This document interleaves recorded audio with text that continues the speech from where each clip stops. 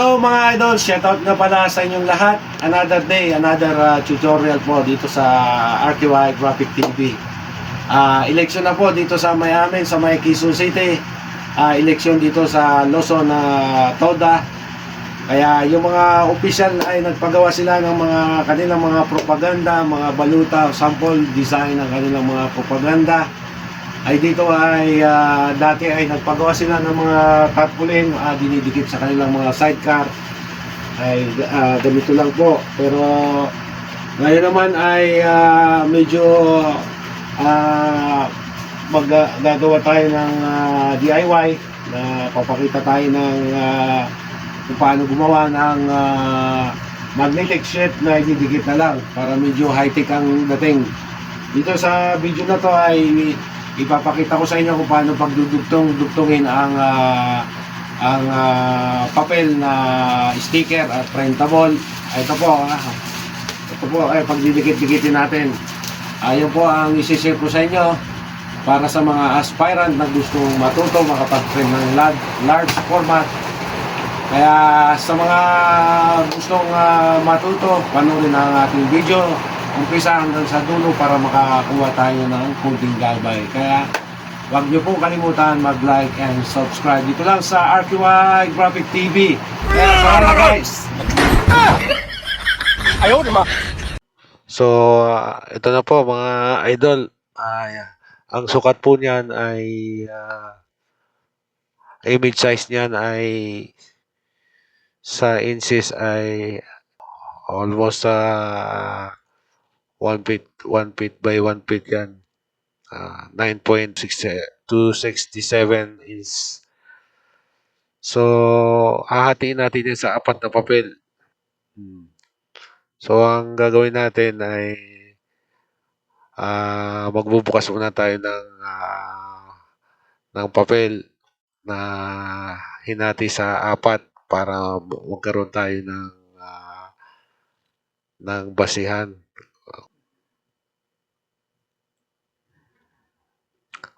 Kung napapansin nyo ay ito yung A4 size na gagamitin natin. Apat. So, ang total ng apat ay 23.39 inch. Ito yung taas niyan.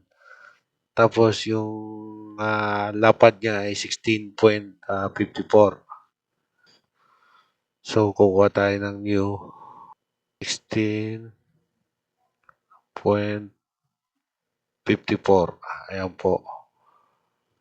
Ayan. Tapos yung height niya 39. 23.39 lang. Ayan po. Tapos ang resolution niya ay pwedeng 300. 150 na lang para kayang-kaya ng ating computer yan. So, ayan po. So, i-drag ko na lang po yung ating design dito sa ating canvas. Ayan po. So, ayan po. So, Control T. Tapos, i-resize na lang natin. Pindutin natin ang Shift.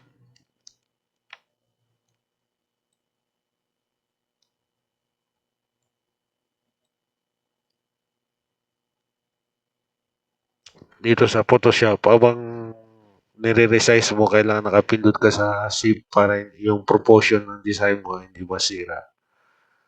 Ayan. Tapos, i-okay na natin yan. So, yan. So, ang gagawin natin mga idol ay hatiin natin sa apat yan. Kung napapansin nyo, mayroon tayo dito mga craft tools. Ayan. Dito natin nahanapin. Ayan. Sa craft tools na yan ay hanapin nyo yung knife. Yun ang mag-i-slice niyan. Ito. Slice tools. Ayan. Pag kinlik nyo yan, ay mapupunta yan dito. Ayan.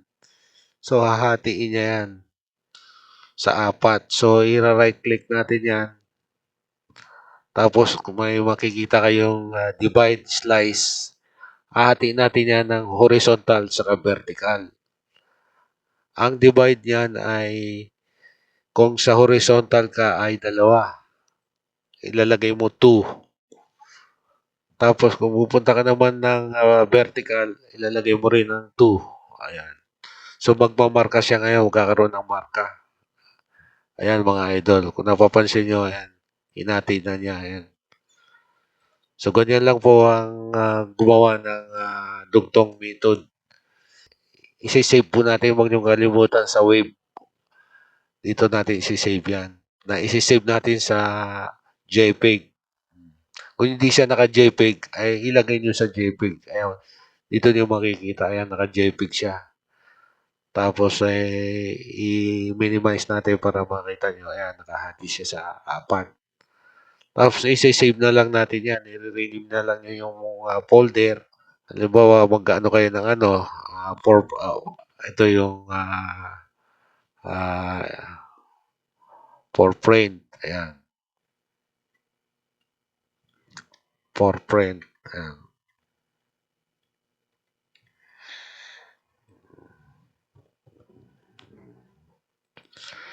So, dyan natin siya masay-save. Toda.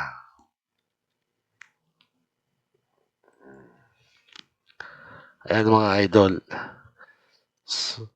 So, yun ang gagawin natin. Ipoprint natin. Tapos, may sobra siyang puti dito sa taas. Okay lang yan. Atin na lang natin yan. So, pupuntahan natin ngayon yung sinave natin.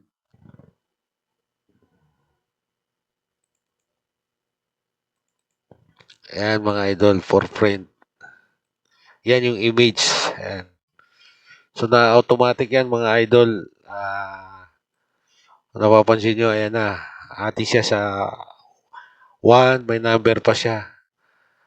Pwede yung ano yan, para kayong nagpo-print lang ng tar papel, 3 dugtong, 6, 4, depende po yan kung paano nyo hati-hatiin. Pero magkakaroon ng numero yan, naka-divide na yan.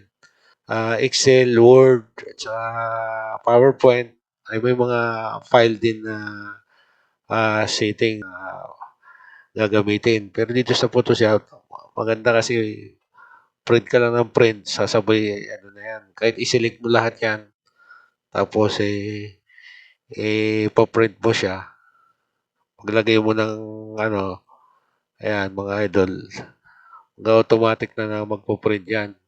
Yung 4 na yan, 1 to 4. Sunod-sunod na yan. So, dito natin, ipoprint muna natin, tapos ipapakita ko sa inyo kung paano naman siya pagdudugtungin. Magpaprint muna tayo.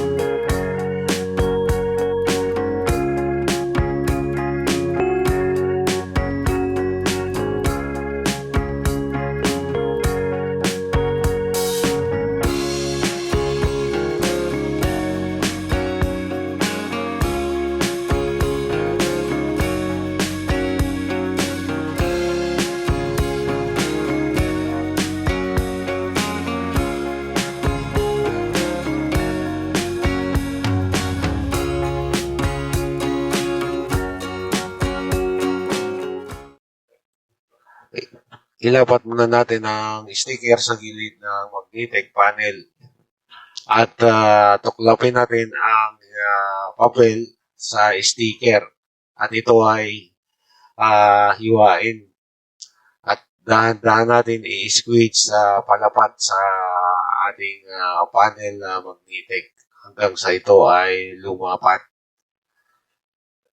At kung ang overlap ay nakadikit na sa pangalawang panel, ay tanggalin na naman natin ang papel na dahan-dahan habang ito ay inahagod ng malambot na basahan para maiwasan natin ang gas-gas sa ating glossy na sticker na gumamit tayo ng basahan. Sa pangalawang panel natin ay iporma muna natin at subukan nating ilagay sa kanyang position, at kung ito ay lapat na ay tanggalan naman natin ng backing. Itupi lang natin yung papel sa likod ng ating sticker, at pagka ito ay natupi na, ay ilapat natin uli hanggang sa ito ay tumama sa ating design. At ito ay pag nakalapat na at ito ay nasipat na okay na, ay sabay hagurin na naman natin ang tela instead na ang gamitin natin ay squeegee para makasigurado tayong hindi magagasgasan ang ating glossy na sticker.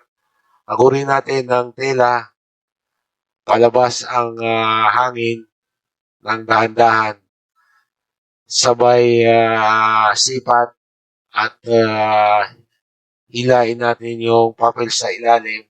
Habang ito ay inihila ay kakayurin natin ng pababa ang direksyon hanggang sa ito ay lumapat na. At paglapat na siya ay isukat na naman natin ang panghuling panel, at kung ito ay nakatama naman sa kanyang overlap na 3 mm, ay tanggalan na naman natin uli ng kanyang backing sa likod at itupi. At pag natupi na, ay isukat natin uli hanggang sa ito ay ipapattern natin ng overlap. Ayan, mga idol, tupiin muna natin ng maayos para sa paglapat ng tamang dugtong sa ating panel na magnetic, para ito ay maiwasan ang disalign ng kanyang design. Ayan, habang sinisipat ay nakadikit yung saunahan ng konti, habang ang nasa baba ay sinisipat, at kung ito ay tama na at hilain ng papel at kayurin ng dahan-dahan hanggang sa ito ay lumapat ng parehas. Ayan mga idol, makikita nyo malinis at pantay na pantay ang kanyang dugtungan. Ayan po ang ating tip para sa mga aspirant na gustong matuto kung paano ang standard na pagdikit ng mga sticker sa kanilang mga panel. Ayan po mga idol.